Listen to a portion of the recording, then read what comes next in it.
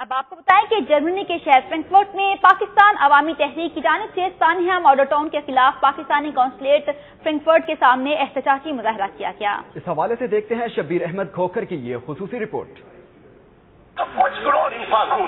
شہدائے model town کی یاد اور اظہار یکجہتی کے لیے منہاج القرآن انٹرنیشنل فرینکفرٹ کی طرف سے پاکستانی قونصل خانہ کے سامنے احتجاجی مظاہرہ ہوا، جس میں پیٹ سمیت پاکستانی کمیونٹی کی سیاسی، سماجی اور ادبی تنظیمات نے بھرپور شرکت کی۔ گھر کا والد بچوں کو مارنا شروع کر دے تو بچے نہیں رہ سکتے، اس طرح نظام نہیں چلتا۔ تو میں گورنمنٹ سے اپیل کرتا ہوں اور جوڈیشری سے اپیل کرتا ہوں کہ ان کو قرار واقعہ سزا دی جائے، جو بھی اس میں مجرم چھوٹا ہو یا بڑا ہو سب کو سزا ملنی چاہیے اور ان کو حساب ملنا چاہیے۔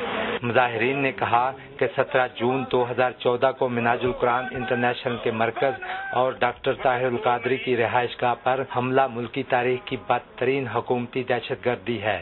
یاد رکھیں، تاریخ میں کبھی بھی ہمیشہ وہ قومیں رسوا ہوئی ہیں جنہوں نے اپنے ضمیر کو بیچ دیا، جنہوں نے اپنی خودی کو بیچ دیا۔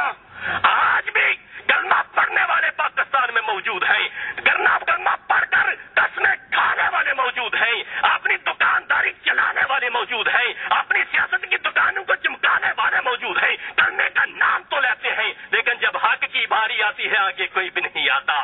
اس موقع پر منہاج القرآن فرینکفرٹ کے صدر چودھری اظہر فاروق کا کہنا تھا کہ 1 سال گزر جانے کے باوجود شہداء کے لواحقین کو نہ تو انصاف ملا اور نہ ہی ذمہ داروں کا تعین ہو سکا۔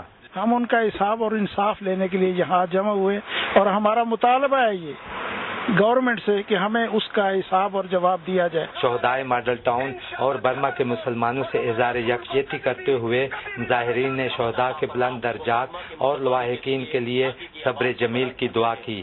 مظاہرہ کے اختتام پر انتظامیہ نے ایک مذمتی یادداشت بھی پیش کی۔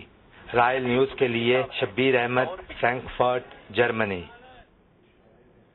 بین الاقوامی خبروں کے لیے رخ کریں گے